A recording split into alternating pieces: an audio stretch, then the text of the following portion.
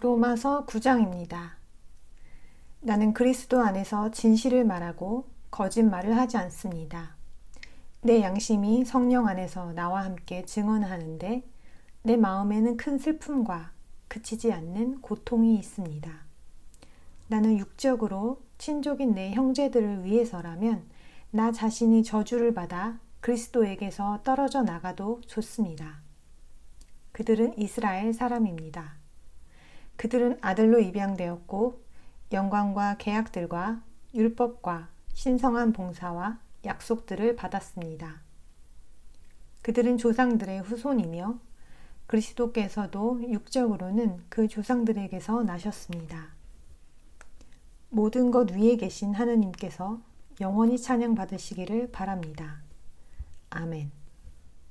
그러나 하느님의 말씀이 실패했다는 것은 아닙니다. 이스라엘의 후손이라고 해서 모두가 실제로 이스라엘인 것은 아니기 때문입니다. 또한 아브라함의 자손이라고 해서 모두가 자녀인 것은 아닙니다. 오히려 너희 자손이라고 불리는 자는 이삭을 통해서 있을 것이다 라고 되어 있습니다. 곧 육체의 자녀가 실제로 하느님의 자녀인 것이 아니라 약속에 의한 자녀가 자손으로 여겨집니다. 그 약속의 말씀은 이러합니다. 이맘때에 내가 오리니 사라에게 아들이 있을 것이다. 그때만이 아닙니다. 리브가가 한 사람, 곧 우리 조상 이삭에게서 쌍둥이를 잉태했을 때에도 그러했습니다. 그들이 아직 태어나지도 않았고 무슨 선한 일이나 악한 일을 행하지도 않았을 때에 선택에 관한 하느님의 뜻이 행위가 아니라 부르시는 분에게 달려있다는 것을 보여주시기 위해 리브가에게 형이 동생의 종이 될 것이다 라고 말씀하셨습니다. 내가 야곱은 사랑했으나 에서는 미워했다 라고 기록된 것과 같습니다. 그러면 우리가 무엇이라고 말해야 하겠습니까? 하느님께서 불공정하시다는 것입니까? 결코 그렇지 않습니다. 그분은 모세에게 나는 내가 자비를 베풀려는 사람에게 자비를 베풀고 내가 동정심을 나타내려는 사람에게 동정심을 나타내겠다 라고 말씀하셨습니다. 그러므로 그것은 사람의 바람이나 노력에 달려있지 않고 자비를 베푸시는 하느님께 달려 있습니다. 사실 성경에서는 파라오에게 이렇게 말합니다. 바로 이런 이유로 내가 너를 그대로 두었으니 곧 너와 관련해 내 능력을 보이고 내 이름이 온 땅에 선포되게 하려는 것이다. 그러므로 그분은 자신이 원하는 사람에게 자비를 베풀기도 하시고 자신이 원하는 사람을 완고해지게 두기도 하십니다. 그러면 당신은 나에게 그분은 왜 아직도 허물을 찾으십니까? 누가 그분의 뜻을 거스를 수 있겠습니까? 하고 말할 것입니다. 사람이여, 당신이 누구이기에 하느님께 말대꾸합니까? 빚어진 것이 빚은 이에게 왜 나를 이렇게 만들었습니까? 하고 말하겠습니까? 도공이 같은 진흙 덩어리로 하나는 귀하게 쓸 그릇을 하나는 천하게 쓸 그릇을 만들 권한이 없단 말입니까? 하느님께서 자신의 진노를 나타내 보이고 능력을 알리려는 뜻을 가지고 계시면서도 멸망받기에 합당한 진노의 그릇들에 대해 오래 참으셔서 관용을 베푸셨다면 어떻다는 말입니까? 그리고 그렇게 하셔서 자비의 그릇들에 대한 그분의 풍성한 영광을 알리려 하셨다면 그것이 어떻다는 말입니까? 그 자비의 그릇들은 그분이 영광을 위해 미리 준비하신 것인데 바로 우리들입니다. 그분은 우리를 유대인들 가운데서만이 아니라 이방 사람들 가운데서도 부르셨습니다. 그분이 호세아서에서 이렇게 말씀하신 것과도 같습니다.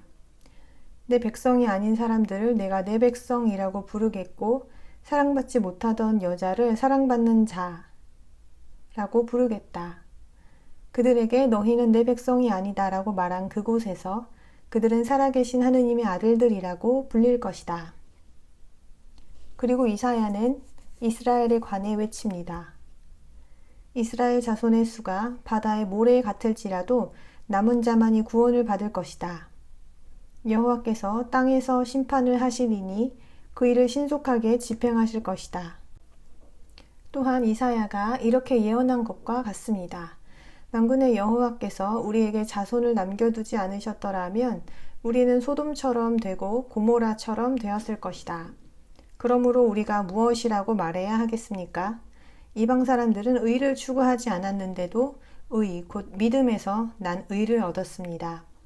그러나 이스라엘은 의의 법을 추구했는데도 그 법에 이르지 못했습니다. 이유가 무엇입니까? 그들이 그것을 믿음으로 추구한 것이 아니라 행위로 얻을 수 있다고 생각하고 추구했기 때문입니다. 그들은 걸림돌에 걸려 넘어진 것입니다. 보라, 내가 시온에 걸림돌과 거친 돌을 두겠다. 그러나 그것을 믿는 사람은 실망하지 않을 것이다. 라고 기록된 것과 같습니다. 로마서 10장입니다. 형제 여러분, 나는 그들이 구원받기를 마음으로 원하며 하느님께 간구합니다. 나는 그들에 대해 증언합니다. 그들은 하느님에 대한 열심을 가지고 있지만 정확한 지식에 따른 것이 아닙니다. 그들은 하느님의 의를 모르고 자기들의 의를 세우려고 했기 때문에 하느님의 의에 복종하지 않았습니다. 그리스도는 율법의 마침이 되셨습니다. 그리하여 믿음을 나타내는 모든 사람이 의를 얻을 수 있게 되었습니다. 모세는 율법에 근거한 의에 대해 이렇게 기록했습니다. 그것들을 행하는 사람은 그것들에 의해 살 것이다. 그러나 믿음에서 오는 의는 이렇게 말합니다. 내 마음속으로 누가 하늘로 올라갈 것인가 하고 말하지 마라. 그것은 그리스도를 끌어내리겠다는 것이다. 또는 누가 무적행으로 내려갈 것인가 하고 말하지 마라. 그것은 그리스도를 죽은 사람들 가운데서 끌어올리겠다는 것이다. 그러면 성경은 무엇이라고 말합니까? 말씀이 내 가까이 있어 내 입과 내 마음에 있다. 그것은 우리가 전파하고 있는 믿음의 말씀입니다. 당신이 입으로 예수가 주이심을 공개적으로 전하고 하느님께서 예수를 죽은 사람들 가운데서 일으키셨다는 것을 마음으로 믿으면 구원을 받을 것입니다.